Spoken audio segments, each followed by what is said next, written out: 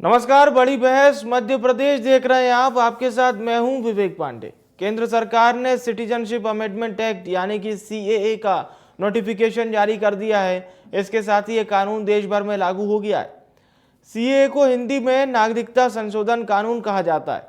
इससे पाकिस्तान, बांग्लादेश, अफगानिस्तान से आए गैर मुस्लिम शरणार्थियों को नागरिकता मिलने का रास्ता साफ हो गया है। तो आपको बता दें, नागरिकता संशोधन कानून की 3 बातें अहम हैं, जिसमें पहला, 31 दिसंबर 2014 से पहले पाकिस्तान, अफगानिस्तान और बांग्लादेश से धार्मिक आधार पर प्रताड़ित होकर भारत आए हिंदू, सिख, बौद्ध, जैन, पारसी और ईसाई समुदाय के लोगों को नागरिकता दी जाएगी। अब इन 3 देशों के लोग ही नागरिकता के लिए आवेदन कर सकेंगे। दूसरा, भारतीय नागरिकों से सीएए का कोई सरोकार नहीं है, यानी कि संविधान के तहत भारतीयों को नागरिकता का अधिकार है। सीएए या कोई कानून इसे छीन नहीं सकता। इसके लिए ऑनलाइन आवेदन करना होगा। आवेदक को बताना होगा कि वो भारत कब आया। पासपोर्ट या दूसरे यात्रा दस्तावेज नहीं होने पर भी आवेदन कर सकते हैं। इसके तहत भारत में रहने की अवधि 5 साल से अधिक रखी गई है। बाकी विदेशियों के लिए ये अवधि 11 साल से अधिक है। इसी मुद्दे पर विस्तार से बातचीत होगी। कुछ मेहमानों को आपके साथ जोड़ेंगे, लेकिन आप सुनिए आखिर इस मुद्दे पर सियासी नेता क्या कह रहे हैं। ये के लिए हृदय से प्रधानमंत्री जी का और गृह मंत्री जी का हृदय से आभारी हूँ, उनका अभिनंदन करता हूँ। बरसों से ये चर्चा थी और लोकसभा और राज्यसभा दोनों में बड़ी लंबी बहस हुई। उसके बाद में महामहिम राष्ट्रपति ने इस पर हस्ताक्षर किए। इस प्रक्रिया में भी बरसों लग गए, 1 वर्ष से ज्यादा का समय लगा। और इसलिए मैं ये मानता हूँ कि इसकी जो पहली पहचान है, हम किसी की नागरिकता छीनने के लिए कानून नहीं लाए हैं, नागरिकता देने के लिए लाए। दूसरा है कि देश के सामने 2 परिस्थितियां आती हैं, एक शरणार्थी आते हैं और एक कुछ घुसपैठी आते हैं। इस कानून से साबित है कि शरणार्थियों का सम्मान है, घुसपैठियों का नहीं। और इससे मुझे लगता है ये मूल भावना है भारत की, जिसको ये एड्रेस करता है। मैं आपसे पूछना चाहता हूं कि ये सीएए कानून कब पास हुआ, बताओ। कानून कब पास हुआ ये नहीं मालूम आपको? 11 दिसंबर 2019। कितने साल हो गए? 4 साल को कौन रोका हुआ था उनको? उसका नियम बनाने के लिए किसने रोका हुआ था? एक। दूसरा, नागरिकता किसको देना है ये नियमों में आज भी है, सीए आने के पहले भी था। तो उसको, जिसको नागरिकता देनी थी उसको दी क्यों नहीं? अधिकार तो ये सरकार का था, हमारी सरकार को सामने दिए। केवल इसको हिंदू मुसलमान करने की नीयत से किया गया है और संवैधानिक रूप से ये गलत है और इसकी अपील चली हुई है पार्लियामेंट में।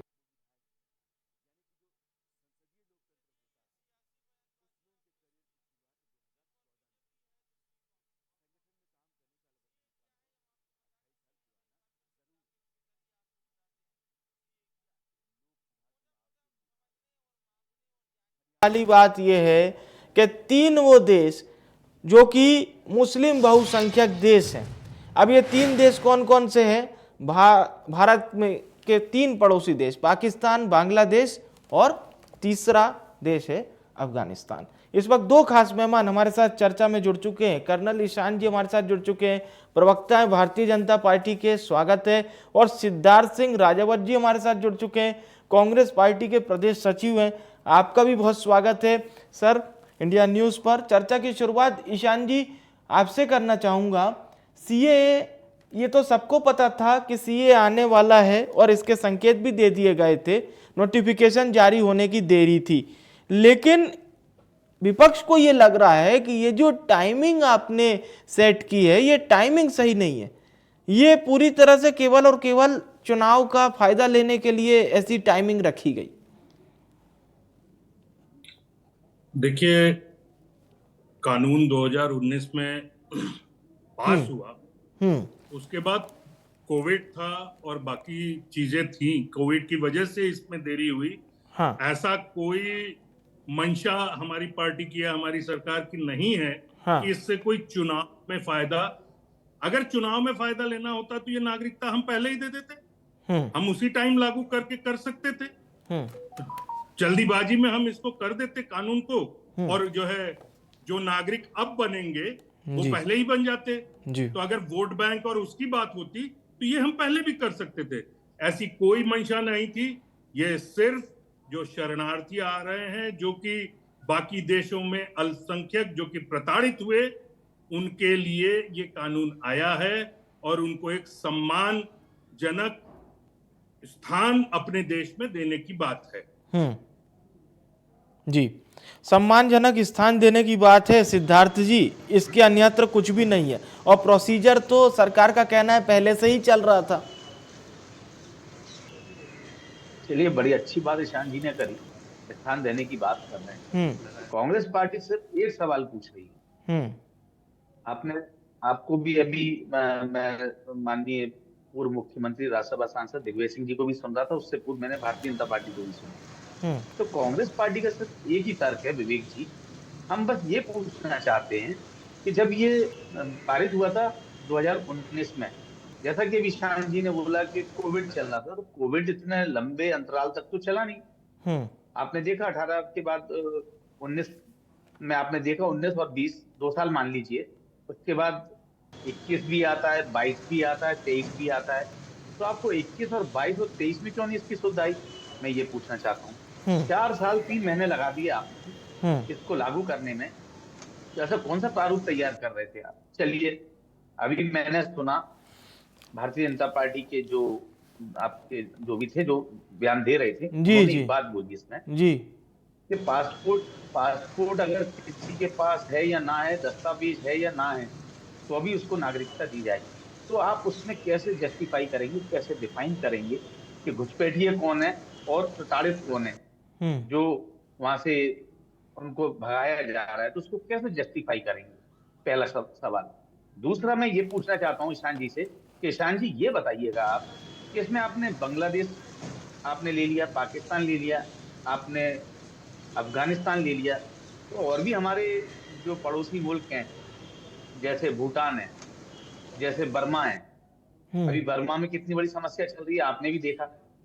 उसके बाद अभी आपने मालदीव का भी देखा, फिर श्रीलंका कहाँ चला गया। तो अगर आप जस्टिफाई कर रहे हैं, तो ऐसे तो तमिल और वो भी इतना बड़ा मुद्दा है जिनके ऊपर आपने देखा श्रीलंका में कितनी हमने शांति सेना भेजी। तो अगर आप बात कर रहे हैं, तो वो भी हमारे देश के नागरिक, उनको नागरिकता मिलनी चाहिए, तो उनको अलग क्यों रखा गया है? और जब जब चुनाव आते हैं, तभी आप ऐसा कोई पिटारा खोलते हैं, उसमें से एक जिन्न निकालते हैं, आप अलाउद्दीन उसका चिराग घिसते हैं, जिन्न का चिराग, और एक ना एक आपका वो निकल आता है। इससे पहले ये आपने चिराग क्यों नहीं घिसा? मैं ये पूछना चाहता हूँ कि आपका जिन्न निकलता और सबको नागरिकता दे देता। और जब देखिए, सर्वप्रथम तो मैं आपको बता दूं विवेक जी, कांग्रेस पार्टी राम पुजारी है और ये राम के व्यापारी हैं। इन्होंने जब इनको चुनाव आता है, कभी धर्म याद आता है, कभी ऐसे मुद्दे याद आते हैं। अगर आपको एक निष्पक्ष काम करना है, एक सरकार को एकदम तुष्टीकरण की राजनीति नहीं करना है, पोलराइजेशन नहीं करना है, तो आपकी नियत साफ होनी चाहिए। तो 19 के बाद आपको कभी भी लागू करना चाहिए था। इससे पूर्व में 2014 से पूर्व आप देखिए, कांग्रेस पार्टी ने भी नागरिकता दी है, और नागरिकता देने के लिए हमने कभी ढोल नहीं पीटा, हमने इसको कभी इवेंट नहीं बनाया, और हमने कभी चुनाव के समय पे इसको लागू नहीं किया। आप इतिहास उठा के देख लीजिएगा। आप जनगणना नहीं कराना चाहते, आप जो मुद्दे देश के हैं, आप बेरोजगारी पे बात नहीं करना चाहते, आप दलितों के ऊपर बात नहीं करना चाहते, दलितों पे अत्याचार हो रहे हैं उस पर बात नहीं करना चाहते, आप किसानों से बात नहीं करना चाहते। आप देखिए किस प्रकार से पहलवानों ने महिला के संग में उनके संग बदतमीजी, किस प्रकार से कार्य हुआ। ब्रजभूषण पे बात नहीं करना चाहते आप। मणिपुर में किस प्रकार से महिलाओं को ओवरऑल जी ईशान जी आपकी बात को सुन रहे थे सिद्धार्थ जी। मैं चाहूंगा ईशान जी आप इस बात का जवाब जरूर दीजिए, जो सिद्धार्थ जी ने सिक्योरिटी से जोड़ा है, आप कैसे सुनिश्चित करेंगे कि वो व्यक्ति किसी भी तरह से इस देश की सुरक्षा के लिए बाधित नहीं होगा? इस पर एक सवाल जरूर किया गया है, अगर वो डॉक्यूमेंट्स जो होते हैं वो उसके पास नहीं है तो। देखिए, ऐसा है, सबसे पहले तो हमको शरणार्थी कौन है और घुसपैठिया कौन है, इसको समझना पड़ेगा। शरणार्थी वो है जो कि इन 3 देशों में प्रताड़ित हुआ है, अल्पसंख्यक था उन देशों में और प्रताड़ित होके आया है। घुसपैठिया वो है जो कि न प्रताड़ित हुआ, न कोई भी चीज नहीं हुई उसके साथ उसके अपने देश में, और वो सिर्फ आर्थिक लाभ या दूसरे किसी व्यापार के चक्कर में हमारे देश के अंदर अपने से आ गया छिप छिपा के, और वो छिप छिपा कर ही रह रहा है, वो घोषित रूप से नहीं रह रहा है जी, वो घुसपैठिया है। हाँ। सबसे पहली चीज तो ये क्लियर होनी चाहिए हमें। हाँ। जब भी कोई शरणार्थी आएगा उसके मन में एक भय का भाव जब आने के पहले था वो आने के बाद नहीं रहेगा। घुसपैठिए के मन में आने के बाद भी हमेशा एक भय का भाव रहेगा ही रहेगा।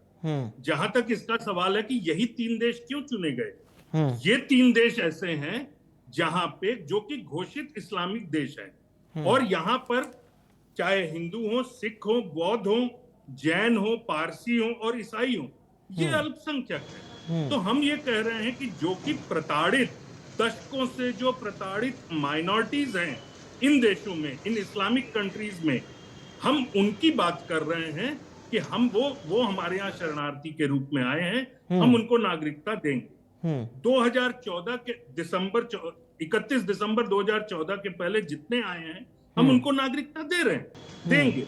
जहां तक इसका सवाल है डॉक्यूमेंट्स एंड ऑल, आप जब रजिस्ट्रेशन फॉर्म आएगा तो उसमें सारी चीजें क्लियर होंगी जी, कि किस तरह से रजिस्ट्रेशन होगा। अभी तक पहले जब कांग्रेस के शासनकाल में जो नागरिकता मिलती थी या अभी तक जो था, ये नागरिकता प्राप्त होने में 11 वर्ष और 10 वर्ष का समय लगता था मिनिमम, उसका नियम था। अभी इस कानून के आने के बाद जो अमेंडमेंट्स हुए 2019 में, उसके बाद ये कानून ऐसा प्रावधान करता है कि वो नागरिकता उस शरणार्थी को जी 365 दिन यानी कि 1 साल में ही प्राप्त हो जाएगी। हाँ। और जब ऐसा होगा हाँ। तो पुनर्वास और नागरिक कानूनी बाधाएं भी दूर हो जाती हैं, दशकों से पीड़ित है उनको सम्मानजनक जीवन भी मिल जाता है, और वो पूर्ण रूप से हमारे पास सामाजिक पहचान की उनकी रक्षा होती है। तो हमको ये चीज देखना पड़ेगा, और वो फ्री होके पूरी तरह से स्वतंत्रता के साथ आर्थिक व्यावसायिक फ्री मूवमेंट कर सकेंगे।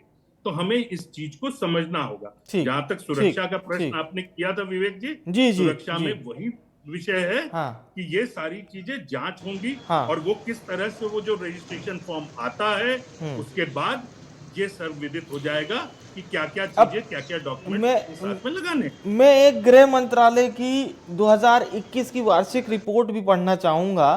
1 अप्रैल 2021 से 31 दिसंबर 2021 के बीच पाकिस्तान, बांग्लादेश और अफगानिस्तान से आने वाले गैर मुस्लिम अल्पसंख्यक समुदायों के 1414 व्यक्तियों को नागरिकता अधिनियम 1955 के तहत पंजीकरण या प्राकृतिकरण के माध्यम से सिटीजनशिप ऑफ इंडिया यानी भारतीय नागरिकता का प्रदान किया गया। तो सिद्धार्थ जी, घुसपैठिया शब्द और शरणार्थी जैसा कि शब्द से ही स्पष्ट है, घुसपैठिया किस लिए आता है? भारत और कश्मीर के रास्ते हो या फिर अन्य जगह के रास्ते जो हमारी अंतर्राष्ट्रीय सीमा है, और उनका ठीक इलाज भी वहाँ पर कई बार हो जाता है, कई बार नहीं होता, तो उनका फिर अंदर आने पर इलाज होता है। लेकिन शरणार्थी और घुसपैठिया दोनों को हमें समझना बहुत ज़रूरी है। शरणार्थी बेचारा प्रताड़ित है, और सरकार ने अगर ये रिपोर्ट अपनी बनाई कि भाई 3 ऐसे देश जो मुस्लिम बहुसंख्यक वाले हैं जहाँ पर अल्पसंख्यकों को ही इस प्रावधान में जोड़ा जाएगा, तो फिर दिक्कत क्या है? उनको परेशानी हुई, वो वापस भारत आना चाहते हैं, यहाँ पर रहना चाहते हैं, स्वागत करना चाहिए उनका। तो विवेक जी, दिक्कत वाली बात नहीं। आपको याद होगा 1947 के बाद एक नहीं कई संधियां हुई हैं, उसमें कई बार एक्सचेंज भी हुए, कई मुस्लिम समुदाय के लोग पाकिस्तान, बांग्लादेश गए हैं। और आपको याद होगा कि अफगानिस्तान से हमारी मैत्री थी, अफगानिस्तान से हमारा एक्सचेंज चलता था। वहाँ के स्टूडेंट हमारे वीजा पे आते थे, यहाँ के स्टूडेंट्स वहाँ जाते थे। एक समय पे अफगानिस्तान और हिंदुस्तान के अंदर बहुत अच्छे ताल्लुकात थे। और मेरे हिसाब से जो मेरे को जानकारी है, ईशान साहब से मेरी एक मुलाकात हुई है, तो शायद भूतपूर्व सैनिक हैं आप, ठीक है ना? तो मेरे भी पिताजी भूतपूर्व सैनिक रहे, 1971 की लड़ाई में रहे, बांग्लादेश की में। तो मैं इनको बताना चाहता हूँ कि वही इस्लामिक कंट्री हैं एक अफगानिस्तान जो अभी बनी है, उससे पहले वो उसने अपने आप को कभी कट्टरपंथी नहीं थी, और पाकिस्तान तो है ही, पूरा विश्व जानता है। हाँ, जहां तक सवाल है बांग्लादेश का, तो बांग्लादेश कट्टर इस्लामिक कंट्री नहीं है आज भी, तो उसकी भी वहां पे जद्दोजहद चल रही है। और मैं आपसे एक बात और पूछना चाहता हूँ, ईशान साहब तो आर्मी में रहे हैं, और मेरा भी पूरा जीवन में केंद्रीय विद्यालय में पढ़ा हूँ, पिताजी के संग फौज में रहा हूँ, उनकी जिधर जिधर पोस्टिंग रही है। विगत 14 के बाद इतने घुसपैठिए कैसे आ गए? तो आपकी सरकार क्या कर रही थी? कौन सी नींद कुंभकर्ण की सो रही थी? मैं ये पूछना चाहता हूँ। इससे पूर्व अगर कोई घुसपैठ होती थी तो भारतीय जनता पार्टी कपड़े फाड़ फाड़ के संसद के बाहर खड़े होकर चिल्लाती थी।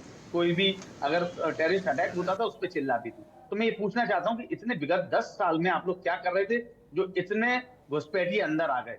तो आपकी सरकार, हमारी सरकार क्या कर रही थी? और अब तो खैर इजराइल के संग मिलकर साझा युद्ध अभ्यास चल रहा है, ये तो ईशान साहब जानते ही होंगे कि इस समय इजराइल के हिसाब से पूरा देश चल रहा है, हिंदुस्तान चल रहा है। तो इजराइल जैसी मोसाद और हमारी जो रॉ है क्या कर रही थी?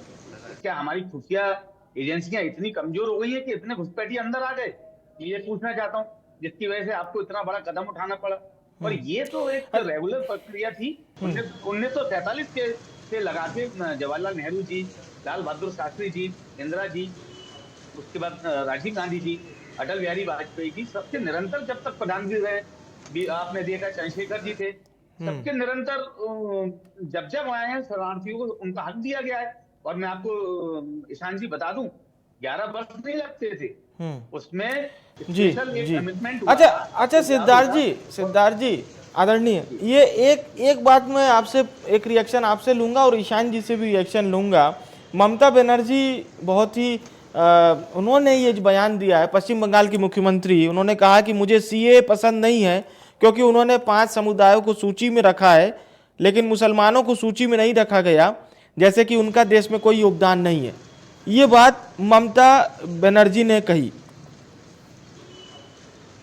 देखिए विवेक जी, मैं कांग्रेस का सचिव हूँ, प्रदेश सचिव हूँ, और ये नहीं, लेकिन सीए के परिप्रेक्ष्य में उनके ये विचार है। देखिए मैं आपको सीए पे अपनी जो मेरी कांग्रेस की जो पार्टी गाइडलाइन है, मैं उस पर विचार रख रहा हूँ कि आपने इतने 4 साल 3 महीने क्यों लगा दिए? अब ये तो ममता बनर्जी का अच्छा, तो आप लोगों को ये लगता है कि इससे जो शरणार्थी हैं उनको संबल मिलेगा? आप मेरे से पूछ रहे हैं विवेक? नहीं, ये मैं राजावत जी से पूछ रहा हूं। क्या दोबारा एक बार पुनः? मैं राजावत जी, सीधा सवाल यही कि जो हमारे शरणार्थी भाई हैं क्या उनको संबल मिलेगा सीए कानून से? क्योंकि वो पटाखे फोड़ रहे हैं। जैसलमेर की हमारे पास तस्वीरें सामने आई, अन्य शहरों की तस्वीरें आई, वो पटाखे फोड़ रहे हैं, वो लोग तो खुशी मना रहे हैं। देखिए विवेक जी, मैं आपको फिर बोल रहा हूँ कि कांग्रेस पार्टी ने कभी भी ढिंढोरा नहीं पीटा। इससे पूर्व हमने भी कई शरणार्थियों को हमने पनाह दी। आपको याद होगा इंदिरा जी के समय पे हमने बहुत बड़े, जब उनके अत्याचार हो रहा था सिखों पे पाकिस्तान के अंदर, तो हमने कई बड़ी मात्रा में उनको हमने एक्सेप्ट किया था, पर हमने इसको कभी इवेंट नहीं बनाया। आपने एक नया प्रारूप लाके, एक नया फॉर्मेट लाके उसको अगर आप जनता में परोसेंगे और उसको इवेंट बनाएंगे तो पटाखे तो फूटेंगे। हमने कभी भी सर्जिकल स्ट्राइक, ये अभी ईशान साहब बैठे हुए हैं, ये फौज में रहे, बताइए कांग्रेस के समय में। चलिए, तो वो सर इंदिरा जी का दौर था कि एक देश को ही हमने आजाद कर दिया। वो इंदिरा जी का दौर था, एक देश को ही हमने आजाद किया था। विवेक जी, हाँ विवेक जी, मेरी भी सुन लीजिए। हाँ वही आप ही की बात बोल रहा हूँ अब। हाँ बोलिए। मेरे भी परिवार में 1 दर्जन से ज्यादा फौजी रहे हैं, और मैं बताना चाहता हूं कि सर्जिकल स्ट्राइक प्रथम बार नहीं हुई है। कांग्रेस या कोई भी सरकार रही हो, 50 बार सर्जिकल स्ट्राइक हुई है, पर उस समय पे कभी भी इसको ओपन नहीं किया जा सकता था और न किया गया। पर अब जो सरकार आई है, हर चीज को इवेंट बना रही है। चलिए ठीक है, अब क्या पता उस वक्त, ठीक है, इतिहास की बात है। ईशान जी, एक केवल बात यह है कि हमारे जो शरणार्थी भाई हैं इनको न्याय मिल सके, इनको संबल मिल सके, इसके लिए अब सीए आपने ला तो दिया है, और जो इसमें तारीख है वो है 2014 तक की। जो ऐसे हमारे भाई उस वक्त यहाँ पर आके रहे हों उनको इस पूरे दायरे में रखा जाएगा। ईशान जी।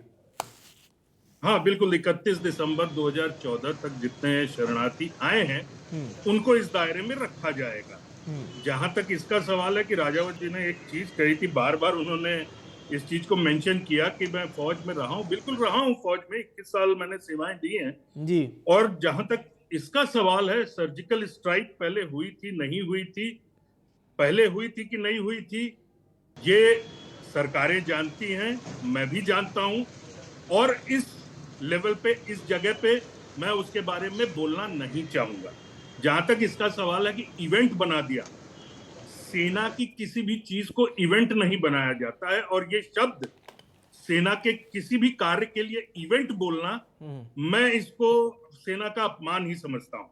सेना का कोई भी कार्य नहीं, एक मिनट, ठीक है सिद्धार्थ जी, आऊंगा मैं। भाई साहब एक मिनट, सिद्धार्थ जी बात पूरी हो नहीं, जाने मुझे दीजिए। बोल लेने दीजिए, मुझे बोल लेने दीजिए। हाँ बोलिए। आपने दोनों को मिक्स करके बोला, मुझे बोल लेने दीजिए। जी बोलिए। सो सर्जिकल स्ट्राइक हो चाहे एयर स्ट्राइक्स हो, वो सारी चीजें हुई हैं 2014 के बाद से, और एक चीज मैं पूर्ण विश्वास के साथ कह सकता हूं, 2014 से 2021 तक 7 साल मैं सेना में ही था, उसके बाद बाहर आया हूं, तो मैं ये पूरे आत्मविश्वास और विश्वास के साथ कह सकता हूं कि जो मनोबल सेना का 2014-15 के बाद बढ़ा है, वो पहले नहीं था। उसमें गिरावट आई थी पहले, अभी फिर से एक आत्मबल मिला है। जहां तक इस आत्मनिर्भर हम हुए हैं, जी। रक्षा उत्पादों में कह लीजिए, चाहे हर चीज में हम आत्मनिर्भर हुए हैं। और आपने एक और चीज कही कि इनको क्या मिलेगा, इनको सामाजिक सम्मान मिलेगा। जी जी। इनको शरणार्थियों को अब उनके पास और कोई जगह नहीं है। ये जो 6 माइनॉरिटी कम्युनिटी, दूसरे देशों की माइनॉरिटी कम्युनिटी के लिए और कोई देश क्या स्थान नहीं है जहां वो जा सके। ठीक है सर, हम उनको एक सम्मान दे रहे हैं। चलिए, अच्छी बात है। 2014, एक मिनट, हाँ बोलिए बोलिए। 2014 के बाद भी जो शरणार्थी आए हैं, हमें वो विदित रहा कि शरणार्थी आए हैं, तो उनके लिए उस तरह की कानूनी कार्रवाई करके उनको दिया गया। ठीक। जहां तक इसका सवाल है कि घुसपैठिए, 2014 के बाद से राजावत जी इतनी जानकारी रखते हैं फौज की, तो ये भी जानकारी होगी कि फेंसिंग का काम जिस तेजी से हुआ, उससे इस घुसपैठ की घटनाओं में और इस तरह की वारदातों में एक मार्क डिक्लाइन आया है, बहुत कमी आई है। तो आप ये नहीं कह सकते कि उसके बाद इतनी सारी घुसपैठ हो गई। ठीक है सर। एक मिनट भाई साहब, एक मिनट, बोलिए सर, समय खत्म हो गया मेरे पास। जी जल्दी बोलिए, जल्दी। उसमें कुछ जगह होती है, लेकिन 100% फुल प्रूफ व्यवस्था करने की कोशिश निरंतर जारी है, और आने वाले कुछ ही समय में हम 100% कर देंगे। लेकिन अभी भय की वजह से ठीक है सर, अब समय इजाजत नहीं दे रहा सर प्रोग्राम को आगे बढ़ाने का। मैं बहुत धन्यवाद करूंगा, बहुत माफी के साथ रोकूंगा आपको। शुक्रिया हमारे साथ जुड़ने के लिए। राजावत जी का धन्यवाद, ईशान जी का धन्यवाद। चर्चा यहीं पर होती है समाप्त। सीए को लेकर यह चर्चा हो रही थी, क्या कुछ सियासत की बातें हुई और आरोप प्रत्यारोप पर भी चर्चा हुई। सीए क्या वाकई में जो बाहर से आए हुए हमारे भाई हैं, जो तीनों देश हमने आपको बताए, बांग्लादेश, पाकिस्तान या अफगानिस्तान, यहाँ पर जो अल्पसंख्यक रह रहे थे, प्रताड़ना के शिकार होकर भारत आ गए, इनको कितना संबल ये कानून प्रदान करेगा। अभी तो खुशियां मनाई जा रही है, लेकिन आने वाले समय में किस तरह से इम्प्लीमेंट होगा ये हम लोग देखेंगे। फिलहाल के लिए बड़ी बहस में इतना ही।